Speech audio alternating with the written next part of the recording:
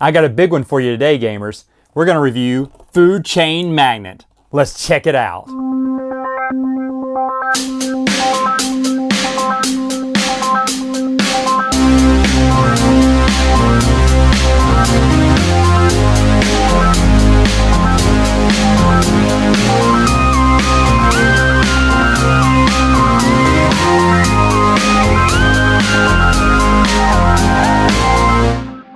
Setup for this game is not so easy. There are a lot of cards you got to lay out. In fact, I had to back my camera up the highest it's been just to make sure I captured everything here. And you have to spread it out. Now, there are card organizers you can get to kind of stack these inside the box, and that would save you a lot of space.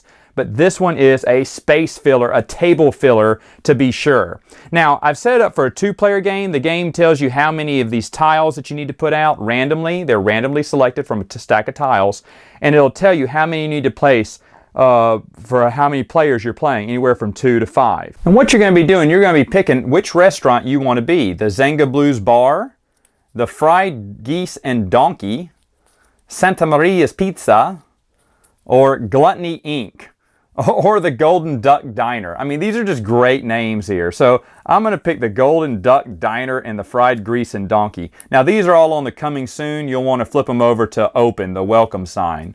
I'll get to what those mean later on. But at first, you're starting off like this. Now, each of your restaurants has a door opening, and it's this little mark here. That's the front of the door. So when you take turns placing it, you definitely don't want to place it to where it's facing into nothing. Then no one can get access to your spot there. You want to make sure the door's facing toward a road. Now, what you're going to do is you're also going to take the mini player chits of the restaurant that you are, and you're going to randomly select who's going to go first, second, third, fourth, fifth, and so on, like that. Now, whenever that's set up, the person who is going last will actually get to place their tile first, their restaurant first. So let's say the Gold Duck Diner was the one going last in this game, and so they would get to place first. Now, where you want to place it on the board, you want to place it within areas. You can't place it on the streets. You got to place it within these grids. It can't cover up any of these advertising or these little drink stations, which I'll talk about later. And so they're going to place it right here. Now, notice that my door is right there, so it's facing out. And I am on the same square as this tile and only one square away from both of these houses. Not a bad spot. For the Fried Geese and Donkey, let's say he goes here.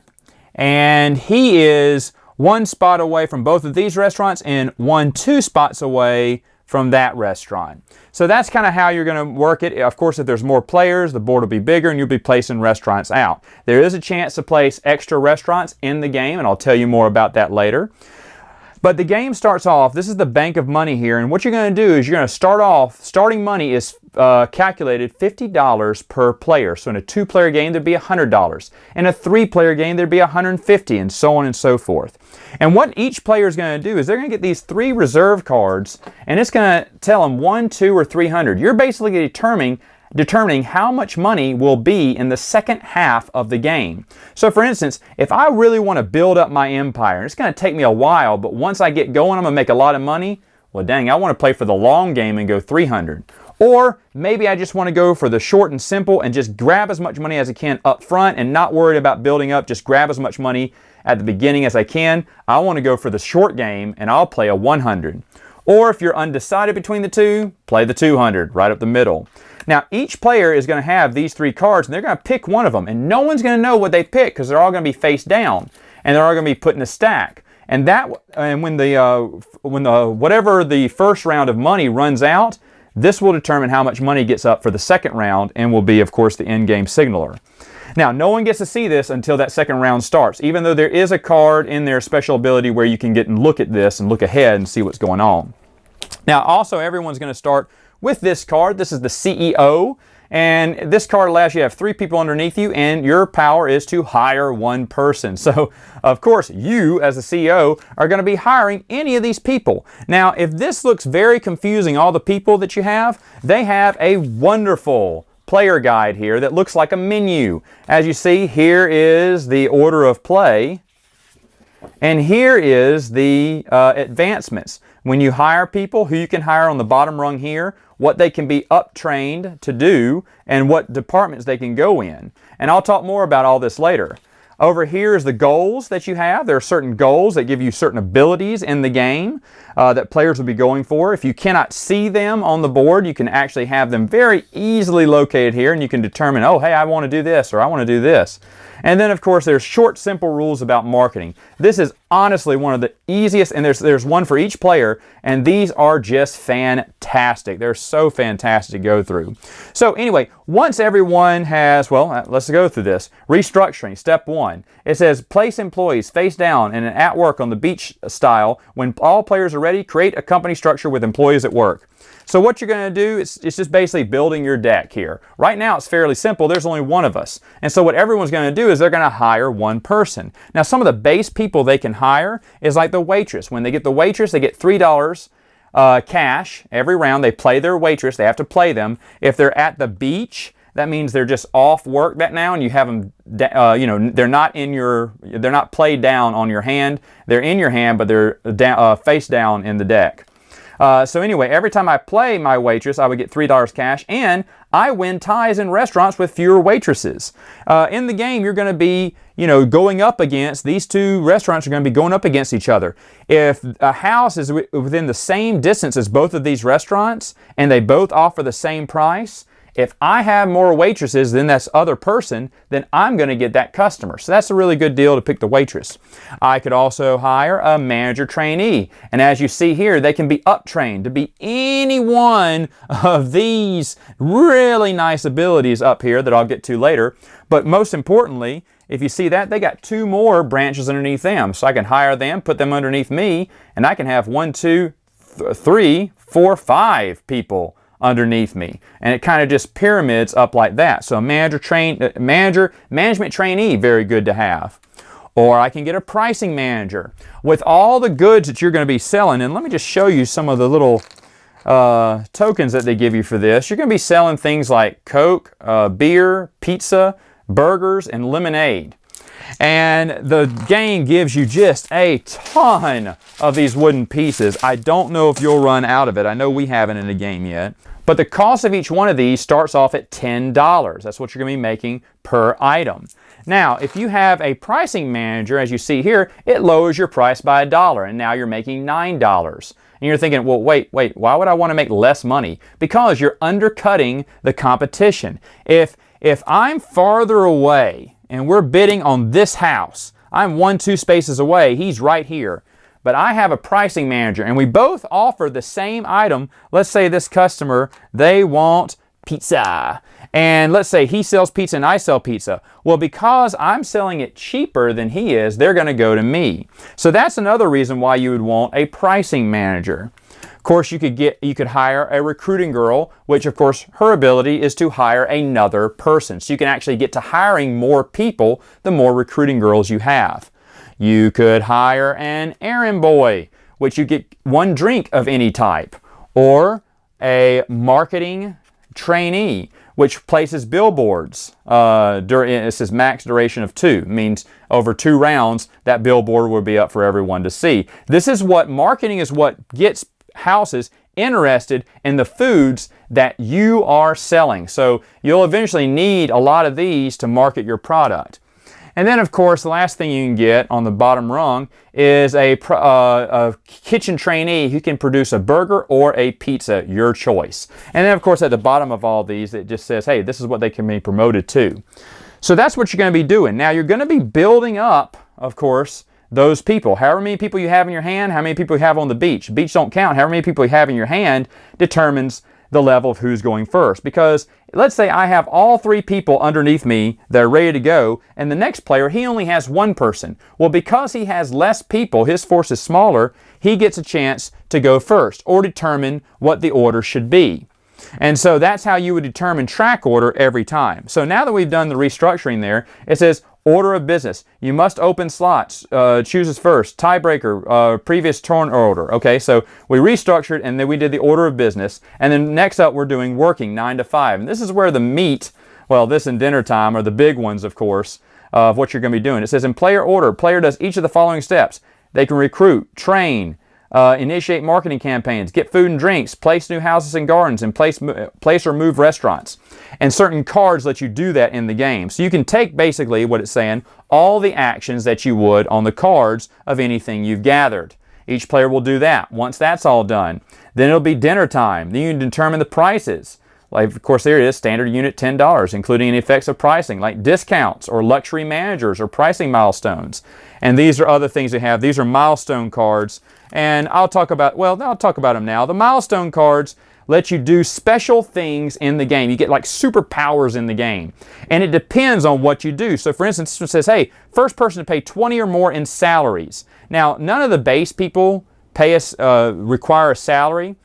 Salaries are basically $5 a person, no matter who they are. If it's the executive vice president or just this new business developer, as long as you see they have this little cash icon by it, that means you do have to pay them at the end of the round. Then, of course, here it's talking about, how restaurants can fulfill orders of anyone who has done any marketing, which we'll get to in a minute. After that, you have to pay the salaries.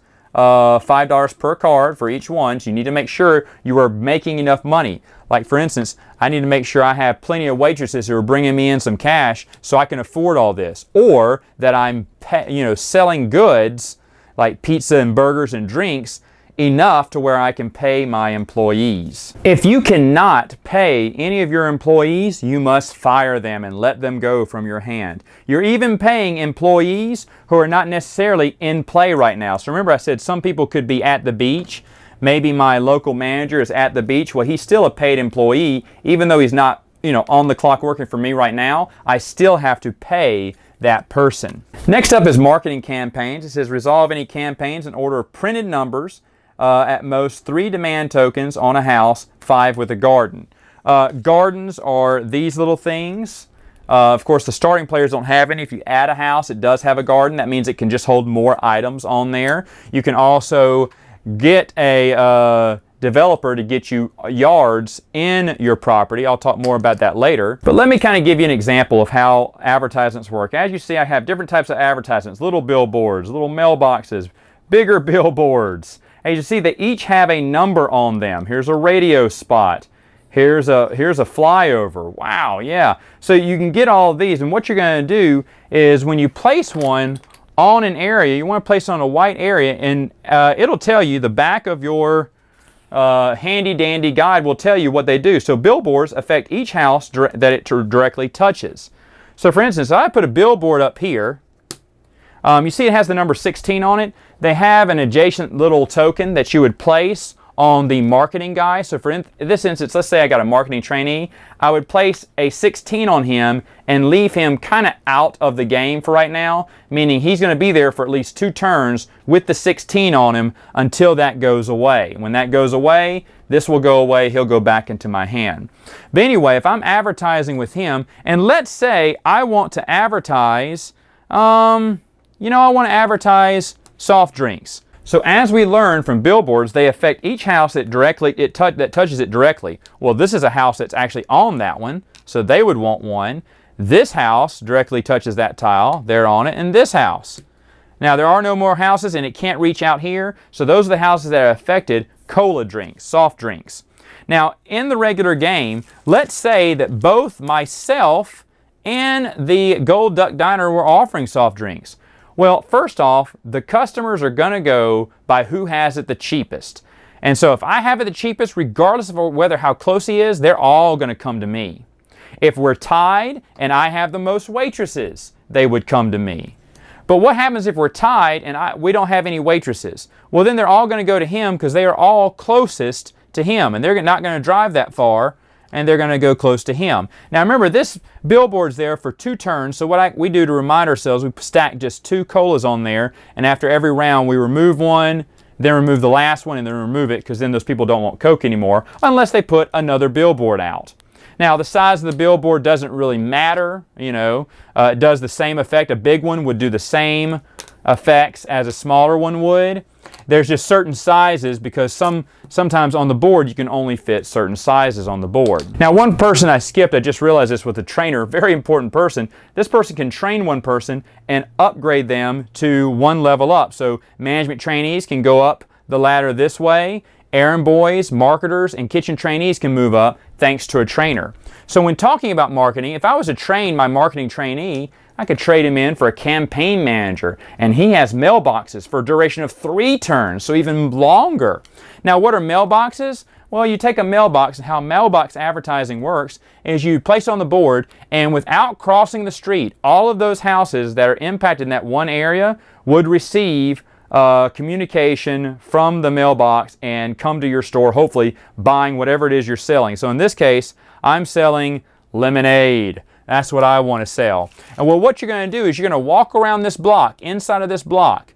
And right now, not so good. Well, okay, this is part of that block too. So he hit 2 little houses there with lemonade without crossing the street. Well, that one crosses the street, so never mind. He wouldn't do that one because he had to cross the street to get there. But this one, he doesn't have to cross the street. It's on the same side of the street than him. Then he would do that. Now, of course, you'd want to do that in an area where maybe you have a bigger block. Of course, this map isn't that big, so mailing may not be the best option for you. Now, you could train that campaign manager again and get a brand manager. And this gets you an airplane that can go over the neighborhood, and it stays for 4. So what you do is you grab one of these airplane tokens, either a big one or a small one, and place it over the board, and it's going to fly basically over, you probably put it right here, and it's going to fly over these 3 houses for 5 turns, and it's going to sell whatever it is that you want to sell those houses to.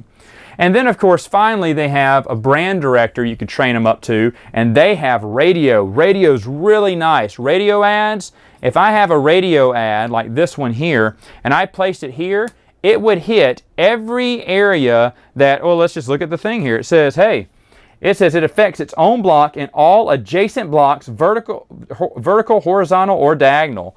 So in this case, in a 2-player game, you placed it here, and it would hit every one of these houses and market whatever you want. A radio station would be super powerful in a game with 2 players. And of course, radio marketing is the biggest kind you can have. Now, if you notice on this card, it's a 1 times. That means there is a limited number of these in the deck, and you need to resort to the rules to figure out how many cards per players that you have should you have in the deck when you're playing a brand director. Like for a 2-player game, there's only 1 of these you can get, even though the game gives you plenty more. That's if you have probably 5 players, you would use all 3. Now, in the game, as you're hiring people and doing things, you're also achieving these milestones. And looking at some of the milestones, they have different ideas. They have, hey, look, first billboard to be placed, first to lower prices. Now, when you do stuff like that, on that round, you get to claim that milestone, and it gives you something special. So this one gives you a +1. And going for it, this gives you a freezer if you're the first one to throw away unused food, because any food you don't sell at the end has to be thrown away. If you're the first one to throw it away, you get a freezer. You can stack up to 10 resources on that card, which is really nice. And how these milestones work, once one person triggers it that round, everyone has a chance that round to grab that milestone. If they can't get it that turn, it is flipped over and it is out of the game. No one else can get that unique milestone that you got. So the game actually benefits you for going last, because in that case you can actually see what all everyone else is getting, understand which milestones they're working for, and basically just copy them to ensure that you get the same milestone in that turn. So another instance here, let's say I hired a waitress and the other player didn't. Well, I'm the first one to hire a waitress and play one, and I played one on my next turn. I just played her underneath me. Well, I get this milestone. First waitress played. Each waitress gets paid +$2. So instead of $3 per waitress, I'm going to get $5 per waitress to the end of the game. That's really powerful. Now, if the other player also hired a waitress and played her as well on that turn, he would get this. If he did not, well, too bad. This is just mine, and all the other ones, the other stack, flips over and he can't access that milestone anymore. So that's how milestones work in the game. Like I said, they just give you little cheats throughout the game to help you out and benefit you. Now, going back and talking about advertising for a bit, remember I told you that that guy had a billboard up and that everyone wanted Cokes because he had this little billboard out here? Well, what if I came along and I did a mail route here and I placed it here, and I got this guy to also want lemonade? Now, this is different because let's say the Gold Duck Diner is selling colas, but they're not selling lemonade, and I am selling cola and lemonade. Well, in this case, the Gold Duck Diner would only get this business and this business because they're closest to it and we're both in the same price. But even if I sell mine for more, this customer is going to come to me because I got all of the items that they want. And remember, each house can have up to 3 items on it, or if you have one with a lawn or build a lawn on it, it can have up to 5 items on it. So actually cross-promoting 2 different things is cutting out your competition, offering them something that they don't offer to the customer and you do, is a way to steal customers and grab them away from your competition. This is a very cutthroat game. But let's go back into training these people and show you some of these cards of what you can be. First off, the kitchen trainee. They can be trained to be either a burger cook or a pizza cook. And if that's the case, they can produce 3 or pizzas or burgers if played. Meaning if they're under your CEO or a management trainee, they can start cooking them burgers and pizza for you. And then of course, you can upgrade them, and these are limited cards based on the one times, and of course you have to pay anyone above the base, grunts over there. They can produce 8 burgers or 8 pizzas. Wow, they're really good, but there's usually not that many in the deck, so you need to race to get that. So race to get everything upgraded. On the errand boy who gets drinks, you can actually upgrade him to a cart operator and get 2 drinks for each route you service. So now, if you see on my routes here, they have different places you can go. So up to, I can get 2 drinks on the source for routes, and my route right here says 2. So if I go around, I can actually, if I go 1, 2, I can get 2 lemonades, or 1, 2, I can gather a Coke and a lemonade there. So not a good idea to buy beer right now since there's no way to get it. But anyway, that's what the cart operator will do. If you're a truck driver, if you upgrade them to a truck driver, you can get 3 drinks from each source, and your route is 3. So even farther away, you can drive farther, up this road. Of course, I don't think it'll help you here, but based on where that restaurant's located. But you can actually get 3 drinks per route instead of 2. And then, of course, if you upgrade them to the toppest one, which is the Zeppelin pilot, you get 2 drinks from each source on each route. Ignore roads. So before I had to go through all these roads, but here, Zeppelin, he can just fly right over here and just ignore all the roads and get, oh, there's beer. And he can get whatever he wants there, and 2 drinks from each one. He gets to move 4 spaces. So that could be really good to get a Zeppelin pilot. Other things that you can promote is, of course, the management trainee. And you can promote him up the list in management or shoot him off into one of these other jobs. For instance, his first promotion can be to a junior president. Of course, now he has 3 people underneath him. That's really nice. Or he can upgrade him and turn him into a new business developer, which can place a house or a garden. And of course, placing a house that has a garden can allow 5 items can be on here. You can sell even more to the customer. Or if you just want to place a yard on one of the pre-existing ones. And what yards can do, they can bring the competition closer to you. So for instance, if I put a yard on this house and I put it over, let's say right here in the front of the house, I put the yard here. That means, let's say I had my restaurant right here. Instead of being 1, 2 spaces away from the customer, now I am just 1 space away because that yard count is on this space. So there's a reason to get this new business developer and probably put new houses or gardens next to you or closer to you to make your location even more attractive. You have luxury managers, which give you a +10. Now, wait, why would you want a luxury manager? Well, what if you're the only one selling lemonade at that time? No one else has the capability to sell lemonade. You can raise the price on it and start selling it for way more money, double the money. So it's really cool to have a luxury manager. Now, if I have a junior president, what can I promote them to? I can promote them to, of course, a vice president. So instead of 3 people underneath them, they can have 4. Or I could train them to be a local manager. And this one says, place a new restaurant coming soon, drive-in available. And what this means is 2 things. First off, next time I place a restaurant, I could place a new restaurant coming soon on one turn. On the next turn, I can flip it up and open it up. Now it also says, my drive-ins are available. Drive-ins can mean this is the opening, but this could also be an opening as well. So for instance, if I was here, and I had, well, that's not a good spot. Let's say I was right here. Now, my opening is up on this road. It does not connect to this road, so this house can't really get to me. It has to go around the tiles to get to me. However, if I have this local manager, my drive-in is available, and it can open up something on the back end here, which opens up access for this house. So now I am 1 square away from this house, whereas if going down the road, it would have taken him 3 squares to get to me. So local managers are really nice to have. Now, if I could train them up to be a discount manager and get -3. I could lower my price even further and easier using less pricing managers if I got a discount manager and undercut my competition. Or I can make them a recruiting manager. Now, what's the cool thing about a recruiting manager is that I can hire one person and either I can hire one person or $5 less salary. So they can actually drop my salary, and I can do this at the amount of 2 times. So it'll pay for the recruiting manager's salary plus someone else's, or I can hire 2 people, which is really cool. Or I still could train that junior vice president to be a coach. And at the coach, it says I can train someone to true training slots up in the next 2 steps. So instead of training them up 1 person at a time, I can train them up double. For instance, if I have the trainer and I have a marketing trainee, first off, to train people, they cannot be played in your hand at that moment. They have to be on the beach to be trained. And so if this person's on the beach and I got a trainer, I would upgrade them to the next one up. If I had a coach, they would go from marketing trainee 1, 2, and go instantly to brand manager, because that coach is really good at training people a lot faster.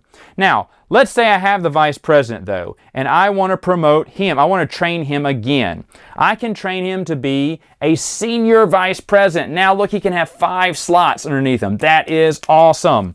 But if I don't want that, I can use him to be a regional manager, which I can place or move restaurants and open them immediately, and of course my drive-in will be available. So this is really cool, and as you see, there's a little 1 times here, which means these cards are limited to certain players. Also, I could train that vice president to be a guru, and this guru can train people 3 training slots up. Okay, and they can train the same person, which usually you can't. Your trainer can only train 1 person at a time, but coaches and gurus can train the same person up 3 steps.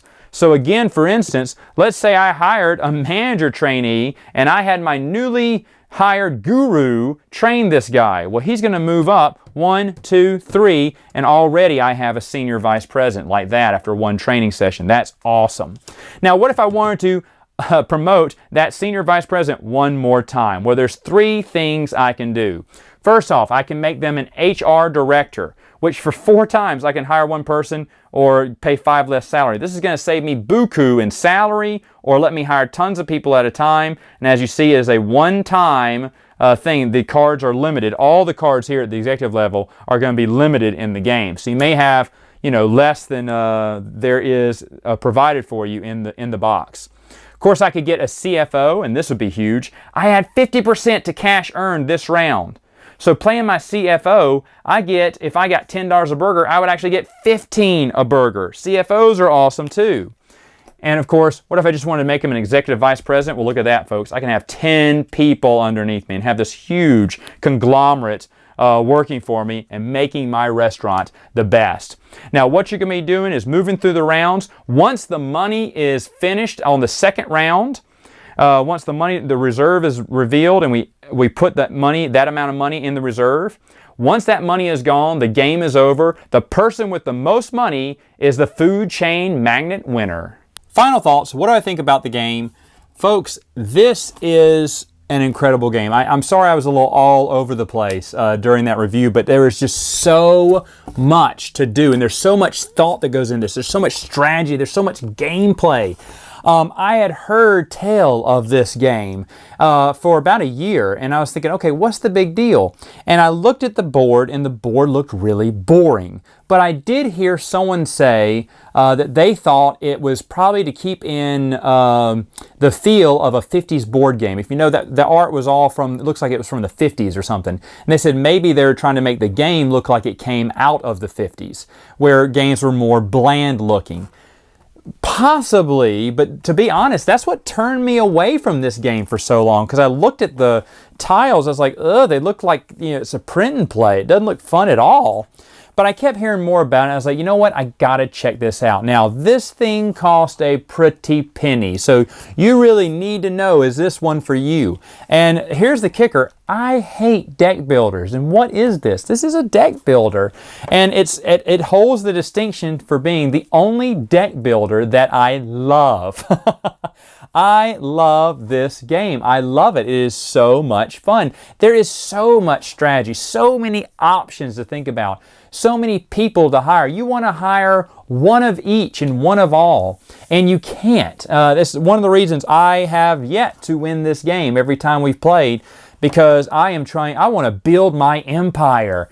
And it's so smart, because like I said, the first time we played, I think my cousins, my nephews were playing with me, and one of them was the Pizza King, the other one was the Burger King, and they were selling pizzas and burgers, and they were going against each other, and I was like getting eaten alive. I couldn't sell anything. I was building up my back office, and I was hiring tons of waitresses so I could, make some money and keep these people employed. And I grabbed a milestone that gave me discounts. I grabbed other players that gave me discounts, on salary to keep my salary low. And then when the time was right, I struck out and I started selling Cokes and lemonade. And none of my nephews had gotten any drinks because they were focused on pizza and burgers. And they didn't even know what I was doing until it was too late. I started putting out ads. I started selling some burgers and some pizzas, and they weren't for as cheap as the other two. They were having a price war. That's the other thing. $10 seems like a lot, but they were cutting each other's orders down, like getting these pricing managers and dropping the price. They had their prices down to like $4 each on those. Well, then I busted in, started selling lemonade.